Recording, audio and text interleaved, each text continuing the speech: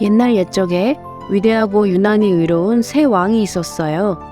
한 사람은 다른 사람들보다 우월하지만 여전히 겸손했고, 한 사람은 놀라운 투사이자 음악가이자 시인이었고, 마지막 사람은 그들 중 가장 현명한 사람이었어요. 하지만 그들의 큰 권세와 축복과 부에도 불구하고 죄가 그들을 유혹했고, 왕들 모두 유혹에 빠져 죄를 짓게 되었어요. 사울의 허영과 교만은 그를 우쭐대게 해서 하나님의 방식에 반대되는 일을 하기 시작했고, 다윗은 살인적으로 질투하게 되어 육체적인 욕망에 굴복하여 다른 남자의 아내를 취하고 그의 남편을 죽였어요. 그리고 솔로몬은 아내들과 일에 너무 얽혀서 가야 할 길을 잃어버리고 말았죠. 하지만 다행스럽게도 세 가지 큰 유혹을 모두 극복한 네 번째 왕이 있었어요.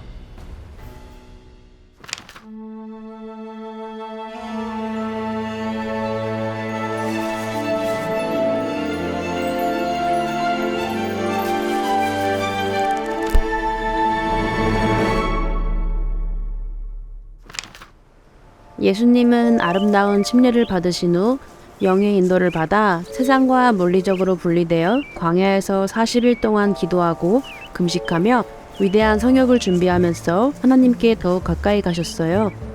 아마 우리 대부분에게 24시간 동안 음식을 먹지 않는 것은 세상의 종말처럼 느껴질 수 있어요. 그러므로 우리와 같은 인간이신 예수님이 정말로 힘든 시기에 계셨다는 것은 의심의 여지가 없죠. 금식이 끝나갈 즈음 사탄이 나타나서 예수님의 육체적 욕망을 파악하고선 예수님의 유혹해서 스스로를 위해 신권 권능을 사용하여 돌을 빵으로 만들도록 유혹했어요. 서른이 된 예수님은 하나님의 말씀을 알고 있었어요. 그리고 하나님의 말씀은 사탄을 쓰러뜨릴 사방으로 쏠 준비가 된 미사일처럼 예수님의 마음속에 있었어요.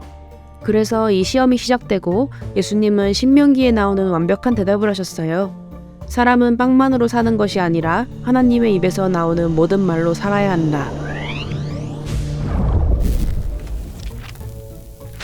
맞아요. 우리는 욕망이던 피로던 분노던 우리의 신체적으로 힘든 모든 것들을 극복할 수 있어요.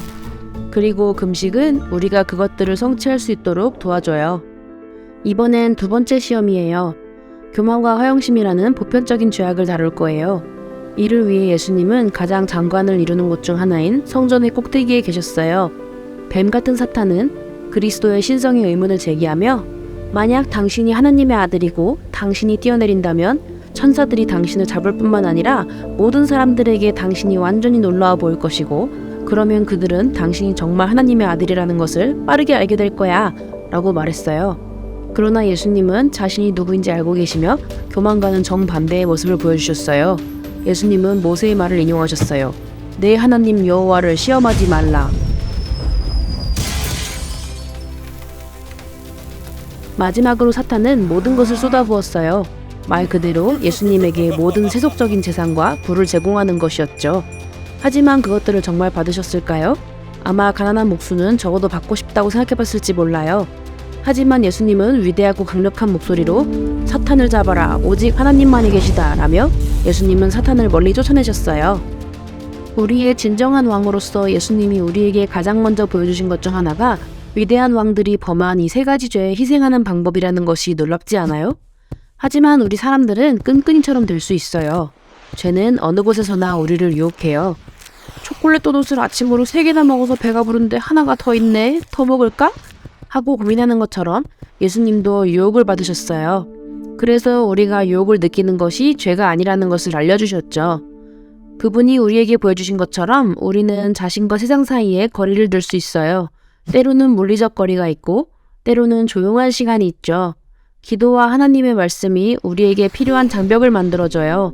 그렇지만 우리 대부분은 계속해서 세상의 염려와 유혹에서 자신을 분리하기 위해 크고 지속적인 노력을 기울여야 해요. 세상으로부터 분리되는 것에 대해 말하자면 위대한 사도 베드로가 될 어부는 그가 가장 중요하다고 생각하는 것을 놓는 법을 배워야 했어요. 그는 약간의 도움을 받을 수 있었죠. 베드로와 그의 동생 안드레는 밤새 열심히 일했지만 아무것도 잡지 못했어요. 예수님께서 그들의 배에 타셔서 깊은 물에 들어가서 그물을 내려 잡으라고 말씀하셨어요. 안드레는 예수님의 침례식에 참석했기 때문에 아마 그는 놀라운 일이 일어날 것이라는 것을 알았을 거예요. 하지만 베드로는 무슨 생각을 했을까요? 어쩌면 이런 생각들을 했을 거예요. 이 남자는 누구야? 낮에는 물고기를 잡을 수 없어. 청구서는 어떻게 지불하지? 이 랍비는 꽤 훌륭한 설교를 하지만 내 상황에 대해서는 아무것도 몰라. 다른 어부들은 내가 미쳤다고 생각할 거야. 게다가 나는 배가 고파. 그리고 여긴 덥고 이럴 시간 없어. 하지만 기적이 일어났어요. 그리고 베드로는 자신이 세상에 너무 집중해서 자신의 바로 앞에 누가 있는지 알아채지 못했다는 것을 깨달았어요. 주님, 저는 죄 많은 사람입니다. 두려워하지 말라. 이제부터 너는 사람 낚는 어부가 되리라. 베드로와 안드레, 야고보, 요한은 그분의 왕국을 위해 헌신하라는 그리스도의 부르심을 받아들여 즉시 배를 떠나 예수님을 따랐어요. 인생에서 우리의 소명과 사명은 아마도 우리가 세상에서 살기 위해 필요한 것들을 포기하거나 직장을 떠나야 하는 그런 종류는 아닐 거예요. 하지만 유혹에 대한 예수님의 모범과 그분을 따르라는 권유를 우리는 자유롭게 행할 수 있죠. 세상은 그분의 제자인 우리를 필요로 합니다. 그리고 우리는 이 제자들이 사도가 되는 놀라운 모험을 목격하게 될 거예요.